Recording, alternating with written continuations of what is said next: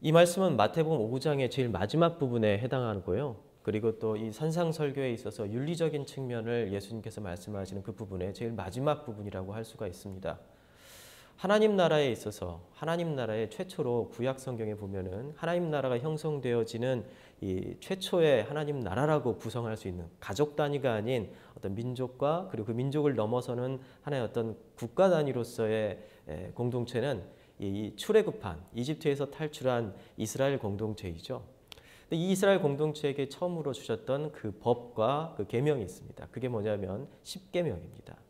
이 십계명은 그런 이유로서 하나님 나라의 백성들이 살아가는 그 하나님 나라의 아주 모태가 되는 법이라고 볼 수가 있습니다. 우리가 앞으로 예수님이 재림하시고 이 땅에 하나님 나라가 세워진다면 온전한 그 하나님 나라에서도 여전히 있어야 할 법이 이 십계명입니다. 그것에 죄가 없겠지만 그러나 이 십계명의 원리와 그 내용은요 그대로 녹여 들어가서 하나님 나라의 통치 원리로서 작용하게 됩니다.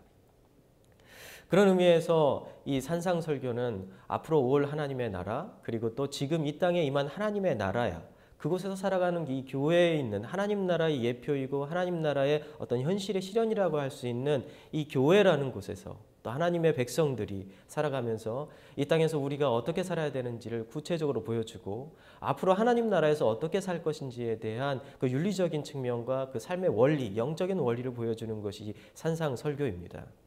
특별히 전반부에 있는 이 5장에 있는 부분은요. 이 십계명에 있는 법을 더 자세하게 해석하고 그 원래의 의미가 무엇인지에 대해서 이야기를 하고 있고요.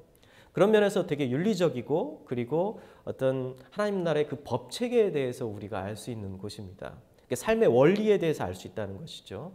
6장 이후부터는요. 뭐가 있냐면은 기도에 대해서 가르치고 그리고 어떤 지혜에 대해서 이야기를 합니다. 그것은 뭐냐면은 우리가 영적인 원리가 무엇인가? 하나님 나라의 어떤 그 이 두 축이라 할 수 있는 것은 어떤 윤리적인 삶의 원칙과 그리고 한쪽은 영적인 원리이죠.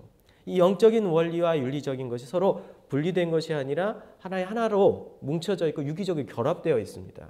그래서 앞에 있는 부분을 윤리적인 부분에서 이야기를 했다면 뒤에 부분을 이 윤리적인 부분이 제대로 되려면은 단순히 그냥 법을 외우고 그것을 율법을 그냥 외워서 그냥 순종하고 따라 사는 것만이 아닌 그 이면에 그 율법을 실천하고 그리고 이 말씀대로 살아가기 위해서는 영적인 능력이 있어야 된다는 거예요.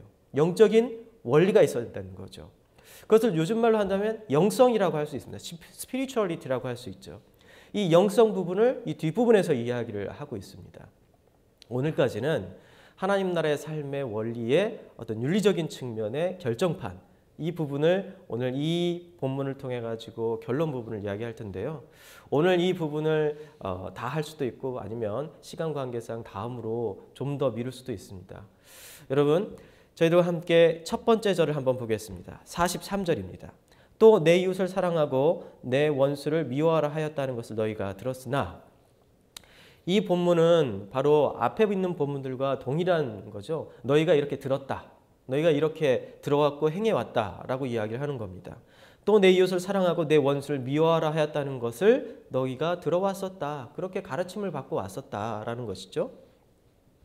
가만히 생각해 보면은 이것은 너무 당연한 거예요. 내 이웃을 사랑하고 나를 미워하고 나에게 해를 꽂지 않은 사람을 미워하는 것은 어쩌면 당연한 것입니다.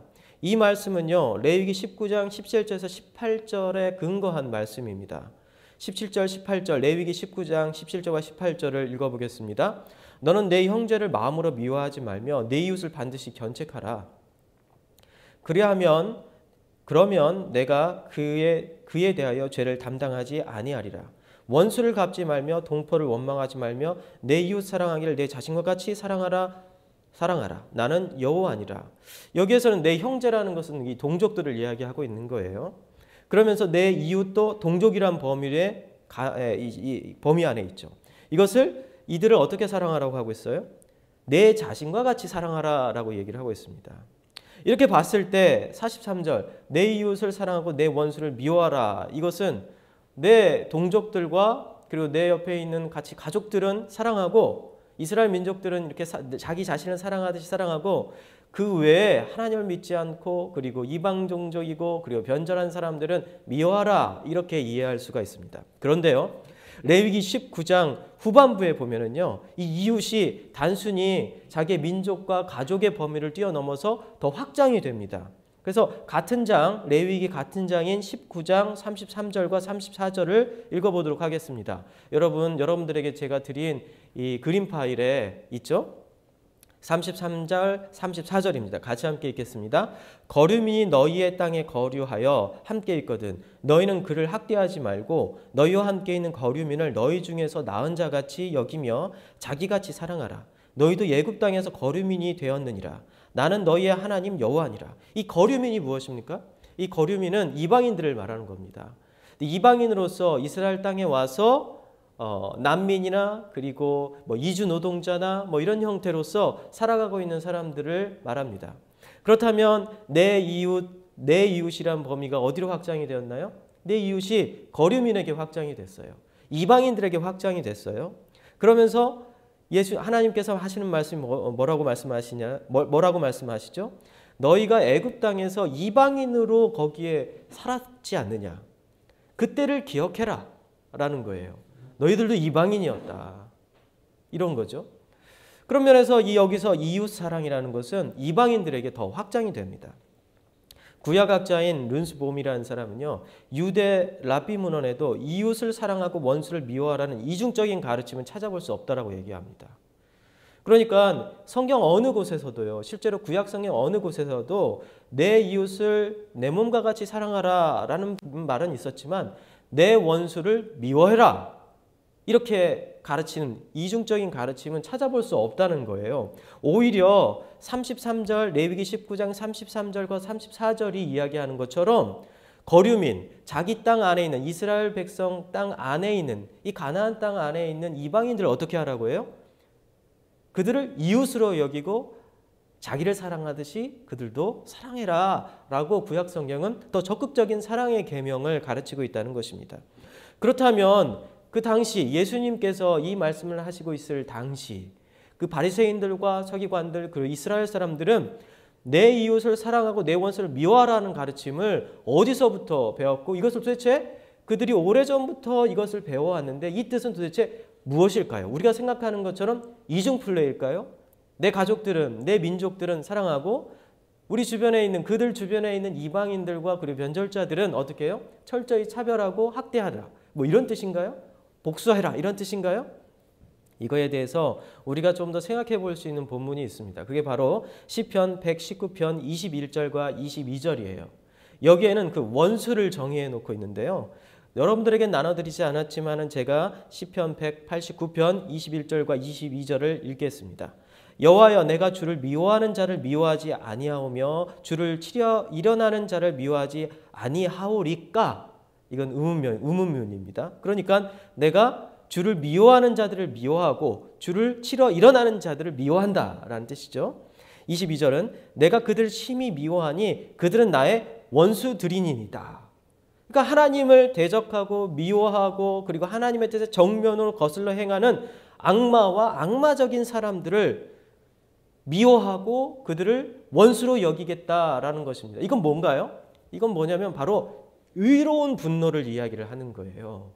하나님의 말씀에 절대적으로 순종하지 않고 그것에 반대로 행하고 그리고 악을 철저히 행하는 악마와 같은 존재들에는 어떻게 해야 됩니까? 우리가 그러한 행동과 그들을 향해서 우리가 분노하고 그리고 의로운 분노를 바라고 그들을 미워해야 되는 거예요.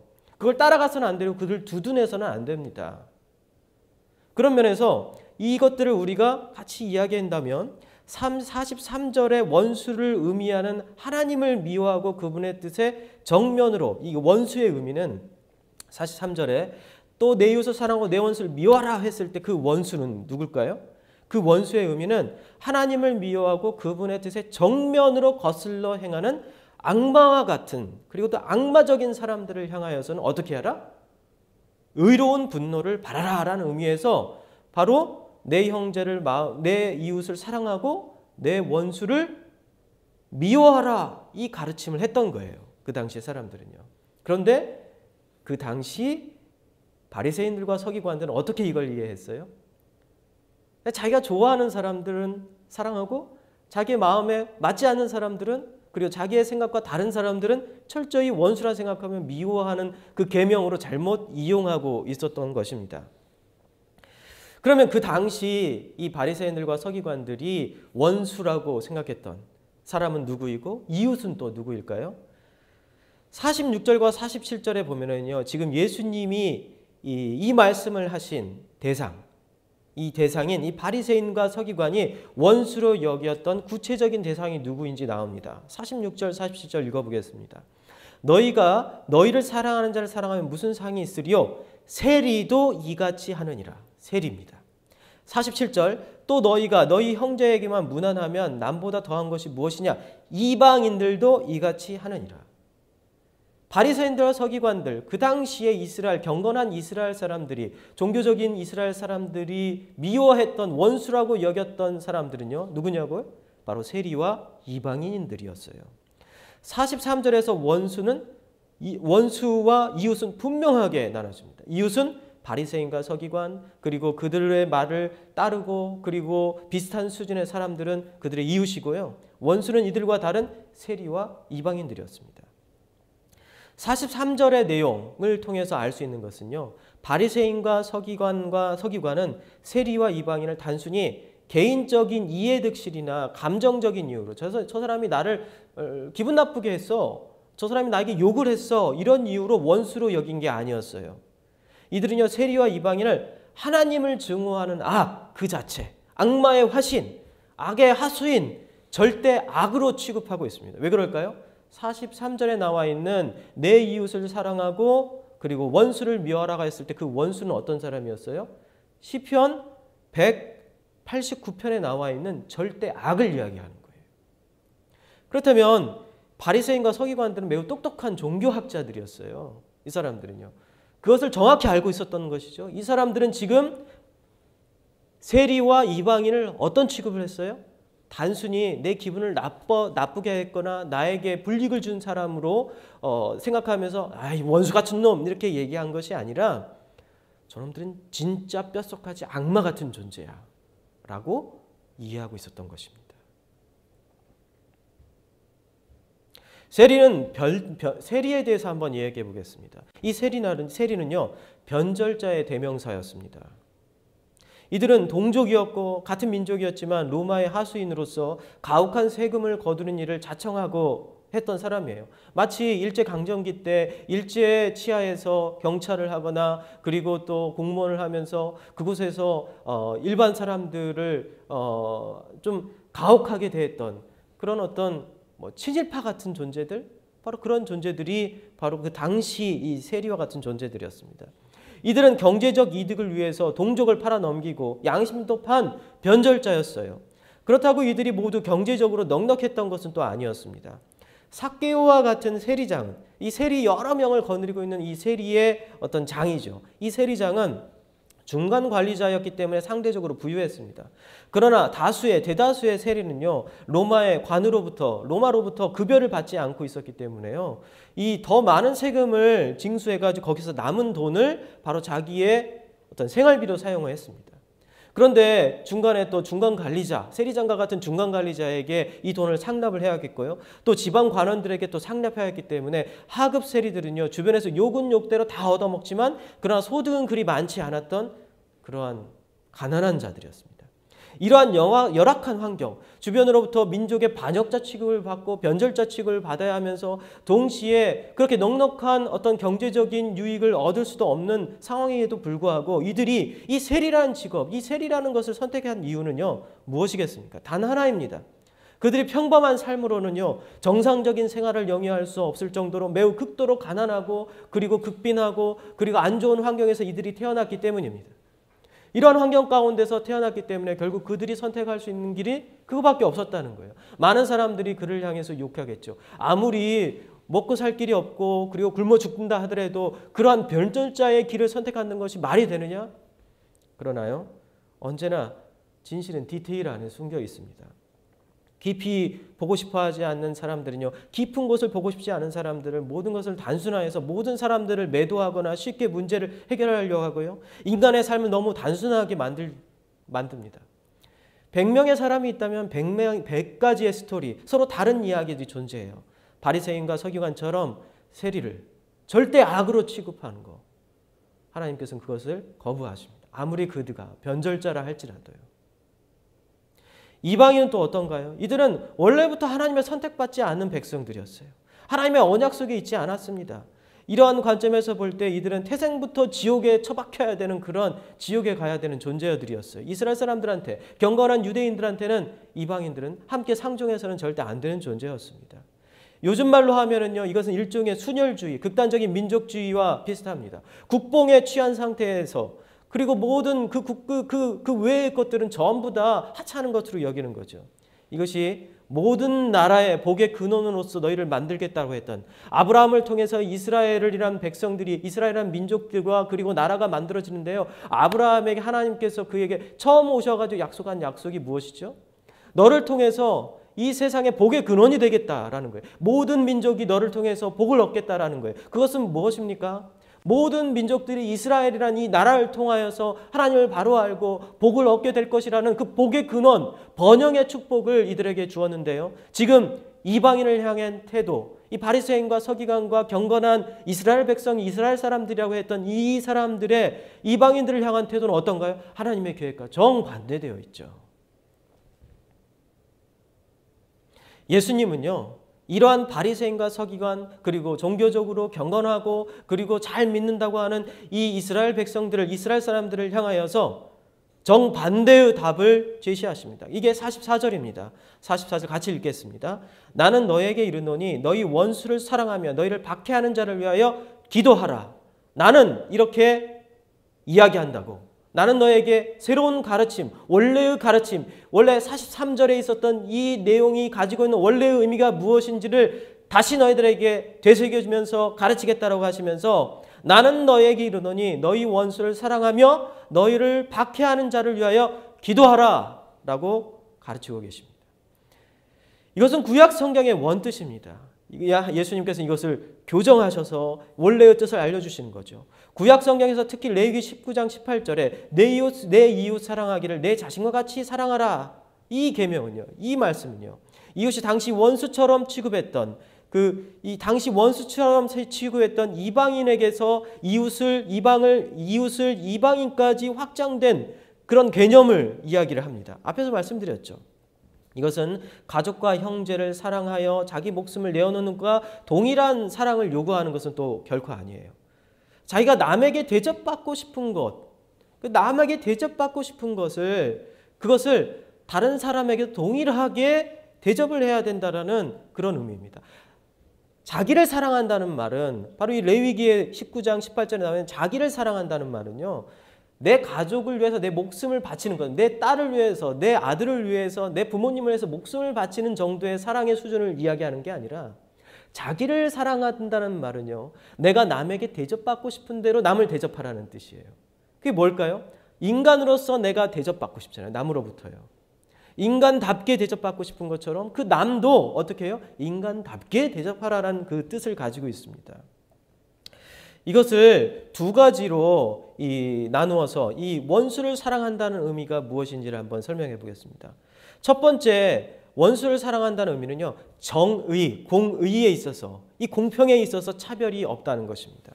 신명기 22장 4절을 보면요, 내 형제의 나귀나 소가 길에 넘어진 것을 보거든 못 본 채 하지 말고 너는 반드시 형제를 도와 그것들을 일으킬지어다. 여기 형제는 누구일 거죠? 자기의 민족 그리고 자기입니다.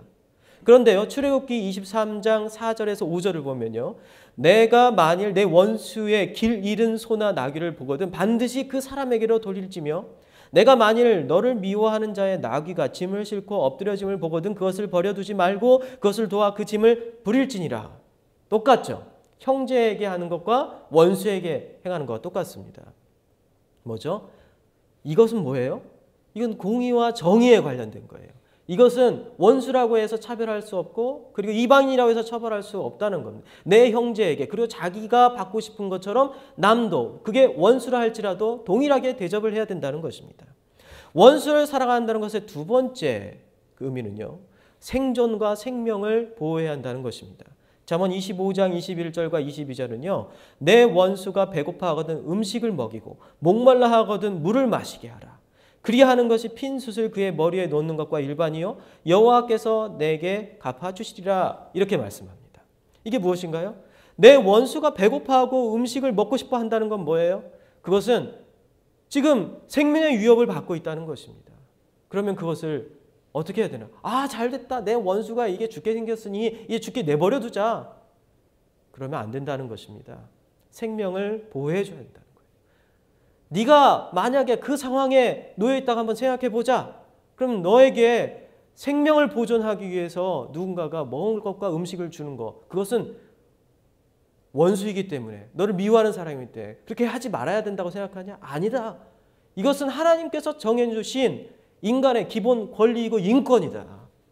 그렇기 때문에 그게 원수이든 누구든 관계없이 먹을 것과 마실 것을 공급해 줘야 된다. 생명을 보호해 줘야 된다.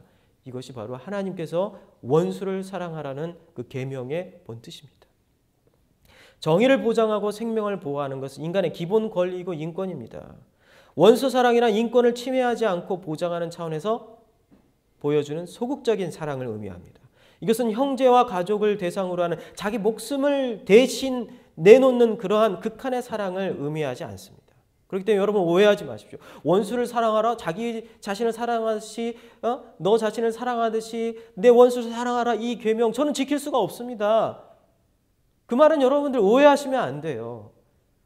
마치 내 주변에 있는 내 형제와 자매와 그리고 내 부모님들을 위해서 내가 목숨을 내어놓고 내 재산을 내어놓고 그렇게 사랑하듯이 내 원수를 사랑하라는 말이 아니에요. 그 원수가 인간답게 대접받게 하라. 네가 인간답게 대접받고 싶어 하듯이, 이것을 의미합니다. 그렇기 때문에 이러한 정신이 투철하게 나타나는 게 뭡니까? 이게 기독교 정신으로서 나타나는 게 뭐예요? 전쟁 때 적십자라는 어떤 이 기구가 있잖아요. 이게 뭐죠? 전쟁 때 아군이든 적이든 관계없이 생명의 위협 가운데 있는 사람은 다 그 생명을 보호해주고 지켜주고 치료해준다는 거 아니에요. 그게 바로 이 하나의 어떤 생명 존중과 그리고 하나님께서 원수를 사랑하시라는 사랑하라는 이 계명의 원리를 적용한 현대적인 기독교 정신이 적용된 현대적인 원리인 것입니다. 이런 원수 사랑의 근거와 내용은 하나님이 세상을 향해 대하시는 것과 같습니다. 45절에 봅니다. 이같이 한즉 하늘에 계신 너희 아버지의 아들이 되리니 이는 하나님이 그 해를 악인과 선인에게 비추시며 비를 의로운 자와 불의한 자에게 내려주심이라. 그러니까 하나님의 아들로서 하나님께서 하시는 것을 따라하는 것이라는 것이죠. 하나님은 자신의 어떤 자신을 미워하고 계명을 지키지 않는 비윤리적인 사람들에게도 이들에게도 해와 비를 주신다고 얘기합니다. 고대 농경사회에서 해와 비는요, 단순한 의미가 아니에요. 태양의 길이에 따라서 농사 시기가 결정이 되고요. 강우량에 따라서 그리고 강수량에 따라서 농사의 성공이 결정됩니다. 더욱이 이것은 당신의 풍요와 번영 그것과 직결되어 있는 것이었습니다. 고대 사회에서 비와 해는요, 하나의 어떤 신을 상징하고 우상을 상징했습니다. 신이 관장하는 것이었어요. 신의 뜻에 따르지 않으면 해가 비추지 않고 그 비가 내리지 않고 이로 인한 재난을 입게 됩니다. 그것이 일반적인 이해였습니다. 이러한 이유로 이들은 기우제를 지내고 그리고 신의 뜻, 신탁을 받기 위해서 어떤 제사를 아주 가학적인 제사를 지내기도 합니다. 비와 해는요, 물질적인 요소만이 아닌 이들의 삶과 영적인 면에서도 깊숙이 연결되어 있고 그들의 삶의 구석구석에서 일어난 윤리와도 직결되어 있습니다. 삶의 어떤 형태를 결정하는 것이었습니다. 그런데 하나님은 악인에게도 의인에게도 동일하게 해와 비를 주신다라고 얘기하세요. 이방 신들, 로마의 신들, 그리스의 신들은 비와 해를 이용해가지고 인간을 조정합니다. 내가 좋아하는 사람에게는 해와 비를 주고요. 내가 싫어하고 그리고 내가 증오하는 사람들에게 해와 비를 주지 않는 신이 바로 가나안 땅에 있었던 신이었고 그리스의 신이었고 로마의 신이었습니다. 그래서 신에게 잘 보이기 위해서 노력을 해야 했어요. 기우제를 지내야 할 때고 퇴폐적인 어떤 행동을 통해 가지고 신을 흥분하게 만들어야 했어요. 온갖 물질을 그들에게 바쳐야 했고요. 하물며 어떻게 했습니까? 자기의 자녀마저도 제물로 죽이도록 했습니다. 그런데요, 하나님께서는 의인이든 악이든 관계없이, 하나님을 믿든 믿지 않든 관계없이 그들에게 모두 다 해를 비춰주시고 그리고 비를 주신다는 거예요. 이것이 바로 하나님께서 하시는 원수를 향한 사랑입니다. 결론적으로 원수를 향한 사랑의 핵심은요, 위선이 없는 전체성과 진정성의 사랑입니다. 이것이 바로 48절에서 나오는 온전의 의미입니다. 하나님께서는요, 악인이나 선인이나 관계없이 하나님께서 처음 만드신 하나님의 피조물을 향한 처음부터 변치 않는 사랑을 보여주셨습니다. 바로 이 해를 비춰주시고 비를 내리시는 이 사랑은요, 창조 때 하나님께서 만들어 놓으신 인간을 향해서 정해 놓으신 인간의 인권과 인간의 기본적으로 가져야 할 인간으로서의 품위를 유지시키기 위한 하나님께서 주시기로 허락하시고 그리고 또 그걸 계획하시고 약속하신 것입니다. 그런데 인간이 어떻게 됐죠? 아담과 하와가 죄를 범하고 하나님을 배신하고 난 다음에 또 뭐가 일이 일어났죠? 가인과 같은 존재는 하나님의 만들어 놓으신 귀한 인간의 생명을 죽이는 일까지 벌어졌지 않습니까? 결국 하나님을 대적하고 하나님이 없는 곳을 향해서 탈출해 갔습니다. 바벨론은 어떻게, 바벨탑은 어떻습니까? 이 바벨탑은 하나님을 향해서 직진했죠. 저 하늘을 향해서 올라가서 하나님과 동일한 위치에 서고자 했던 인간의 어떤 욕망과 그 교만함의 극치를 보여주었습니다. 그럼에도 불구하고 하나님은 한 번도 해를 걷어가지 않으셨고 한 번도 구름을 걷어가지 않으셨어요. 해를 비춰주셨고 그리고 비를 내려주셨고 인간이 살도록 하셨습니다. 그게 하나님의 신실하심과 그리고 변치 않는 사랑이죠. 그런데 여기엔 바리새인과 서기관은 어떤가요? 이 바리새인과 서기관은요, 하나님과 모습과는 달랐어요. 하나님께서 내 이웃을 사랑하라 라고 했어요. 너 자신을 사랑하듯이 내 이웃을 사랑하라 라고 했고 그 이웃의 범위를 너희 형제와 자매에게만 규정짓지 않고 민족에게만 그냥 이렇게 바운더리를 만들지 않고 그걸 확장해서 거류민, 이방인, 더 나아가서 전 세계에 있는 수많은 하나님을 모르는 백성들까지 확장되어야 된다고 얘기를 했는데도 불구하고 그들은 자기들끼리 모여서 그 주변에 있는 자기 옆에 있는 바로 이 옆에 있는 이방인들, 바로 옆에 있는 정말 어쩔 수 없이 그런 선택을 할 수밖에 없었던 정말 불쌍한 변절자들, 이들을 향하여서 어떻게 했나요? 그들을 악마화시키고 그리고 절대적인 악인 양 그들을 손가락질하면서 어떻게 해요? 난 너를 사랑할 수 없다. 너는 인간으로 대할 수 없다라고 얘기하는 거죠. 그러나 돌이켜 생각해 봅시다. 바리새인과 서기관은 과연 하나님을 배반하고 배신했던 아담과 하와의 그 원죄에 속해 있지 않았나요? 그들도 그 죄 가운데 있는 존재들이었습니다. 그들은 예수님을 거부했고요. 예수님을 십자가에 못 박았습니다. 그럼에도 불구하고 그들은 아무 문제가 없는 것처럼 그리고 항상 깨끗한 것처럼 나는 모든 율법을 다 지키고 있는 것처럼 하나님의 말씀대로 겉과 속이 항상 일치되는 것처럼 생각하면서 살아와요. 그러나 예수님께서는 이렇게 말씀하십니다. 그러므로 하늘에 계신 너희 아버지의 온전하심과 같이 너희도 온전하라. 바로 이 온전하다는 뜻은요, 완벽하다는 뜻이 아닙니다. 이 온전하다는 뜻은 totality라는 뜻이고요. holiness라고 얘기할 수도 있고요. 그리고 integrity라는 단어를 사용할 수도 있습니다. 이건 뭐냐면은 바로 전체성. 앞과 뒤가 같고 속과 겉이 같다는 거예요. 하나님은요, 우리에게 보이는 그 얼굴과 뒤돌아선 얼굴이 항상 동일하신 분이십니다. 이게 바로 하나님의 온전하심이에요. 그렇다면 그 하나님을 믿는 우리는요, 하나님의 우리에게 가르쳐주신 이 사랑의 윤리, 이 사랑의 원리대를 따라서 살아가는 우리 믿는 자들은, 그리스도인들은 어떤 삶을 살아야겠습니까? 하나님처럼 앞뒤가 같고 속과 겉이 같은 일관성 있는 전체성을 가지고 있는 그리고 진정성을 가지고 있는 삶을 살아야 되지 않을까요? 2020년을 돌아보면서 우리는 우리 스스로를 돌아볼 필요가 있습니다. 우리가 과연 내 이웃을 내 몸같이 사랑하라는 이 계명 가운데서 얼마만큼 앞과 뒤와 그리고 속과 겉이 동일한 삶을 살아왔는가? 하나님은 이 세상을 향하여서 한 번도 변치 않고 믿는 자와 믿지 않는 모든 사람들에게 하나님께서 해를 주시고 빛을 주시고 그리고 지혜를 허락하시면서 살아보셨습니다. 그런데 우리는 이 세상을 향하여서 어떻게 대했나요? 그리고 그 결과가 어땠나요? 그리고 우리는 과연 내 주변에 있는, 내 가까이 있는 사람들을 향해서 어떻게 대했나요?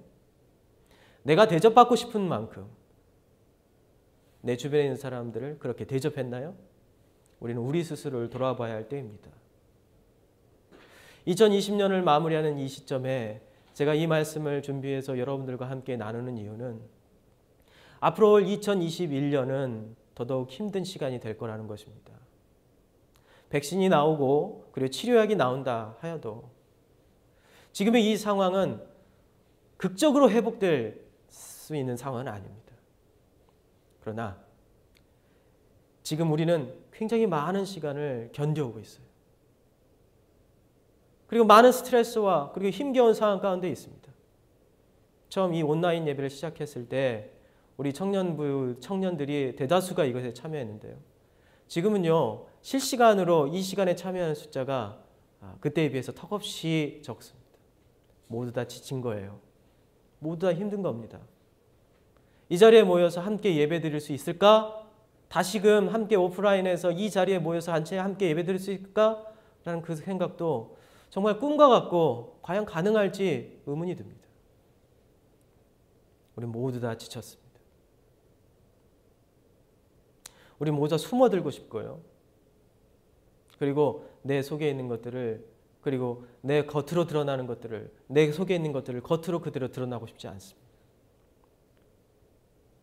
나의 이 꼬질꼬질한 모습이 들키고 싶지 않습니다. 나의 은밀한 모습들이 들키고 싶지 않아요. 특히 온라인을 통해서 우리가 많은 것들을 생활하는데 이 온라인은 어떻습니까? 자기 자신을 숨기기에 아주 적절한 도구이죠. 인스타그램과 페이스북과 틱톡과 수많은 것들이 있죠. 그곳에서 어떻게 합니까? 클로즈업 시켜가지고 한 부분을 보여주면 매우 아름답지만 그것을 전체를 보게 되면요. 그 사진을 편집하지 않는 그 전체를 보면 어떻게 되죠? 주변은 더럽고 그리고 보여주고 싶지 않은 것들이 투성입니다. 그래서 우리는 보여주고 싶은 것만 보여주기 위해서 클로즈업을 시키고 사진을 편집하죠. 그렇습니다. 우리는 이 시간을 지나오면서 이 온라인상에서 더욱더 위선적인 사람으로 거듭날 수 있어요. 그러나 하나님께서는, 예수님께서는 오늘 이 말씀을 통해서 이때일수록, 이러한 때일수록 우리 신자들은 겉과 속이 같은 내 자신을 투명하게 드러내는 전체적이고 일관성 있고 진정성 있는 것을 보여줘야 한다는 것입니다. 왜 그럴까요? 자신을 숨길수록 대다수의 사람들은 진실한 사람을 찾고 있기 때문입니다. 자신이 숨기는 걸 알잖아요. 자신이 자기 자신을 숨기고 있다는 걸 알잖아요. 그러나 이런 사람일수록 누군가가 자기에게 진정성 있고 일관성 있게 대해주길 원하기 때문이에요. 내년 2021년에는요. 우리 청년들이, 우리 광교산울교회 청년들이 서로를 향하여서 진정성 있게 대하는 그러한 일들이 벌어졌으면 좋겠습니다. 저도 여러분들 향해서 더욱더 진정성 있게 나가고 내 자신에 있는 것들, 좀 더 부족한 부분이라 할지라도 그것들을 내어놓고 그리고 그것을 고백하고, 그리고 또 우리 리더들과 우리 청년부 모든 멤버들 서로를 향하여서 내가 보여주고 싶은 부분만 보여주는 것이 아니라 내가 누군가에게 나의 부족한 부분, 어두운 부분, 그리고 약점들, 이런 것들을 전체는 아니라 할지라도 그리고 조금씩 내어놓고 서로 이해받고 사랑할 수 있고 그리고 서로 기도할 수 있는 그러한 공동체가 되었으면 좋겠습니다. 여러분은 하나님의 아들과 딸이에요. 하나님께서는 우리에게 결코 앞과 뒤가 다른 모습을 보여주지 않으셨습니다. 그렇다면 하나님의 자녀인, 하나님의 아들인 딸인 우리가 서로를 향하여서, 그리고 이 세상을 향하여서 겉과 속이 다르고 앞과 뒤가 다른 모습을 보여줘야 되겠습니까? 우리 함께 기도합시다.